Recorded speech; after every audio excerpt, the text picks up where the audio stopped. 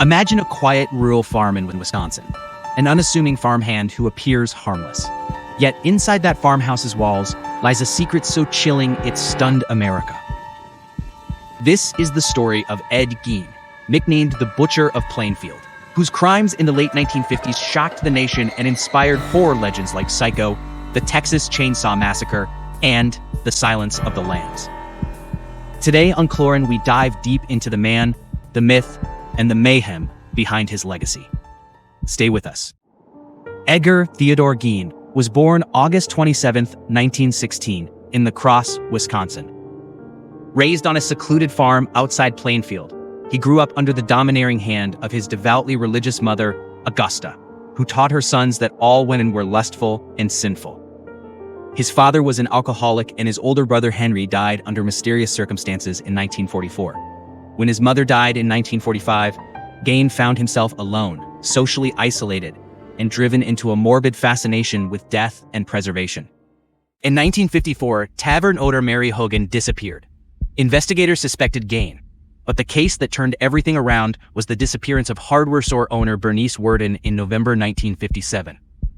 Her body was found hanging upside down in Gein's shed, shot with a .22 caliber rifle.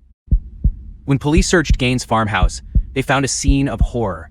Skulls on bedposts, human skin lampshades, a woman's suit made of human skin, and dozens of other remains. Between 1947 and 1952, Gein confessed to digging up as many as 40 graves of middle-aged women whose corpses he believed resolved his mother.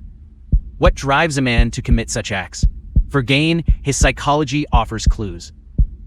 Experts believe his obsessive relationship with his mother, combined with utter social isolation and strict religious upbringing, set the stage. He created a shrine to his mother in the farmhouse, leaving her bedroom untouched while the rest of the house decayed. Some believe he fashioned the woman's suit as a way of becoming his mother, an illustration of a terrifying identity breakdown. Gein was later diagnosed with schizophrenia and found criminally insane, spending the rest of his life institutionalized. Though Gein was only convicted of 2 murders, his influence on pop culture is immense.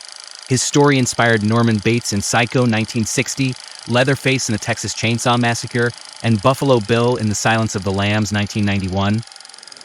In 2025, the Netflix anthology season Monster, the Ed Gein story, brought his case back into public view, with dramatizations and discussions about how society consumes true crime. But there's a darker question. What happens when real-life horror becomes entertainment? As critics point out, the show both glorifies and critiques our fascination with the monster. After his arrest on November 16, 1957, Gein was committed to a mental institution. He died July 26, 1984 of complications from lung cancer. His farmhouse in Plainfield, Wisconsin was later destroyed by fire in 1958, though local suspicion remains that it was arson to prevent further fascination and auctions of its notoriety.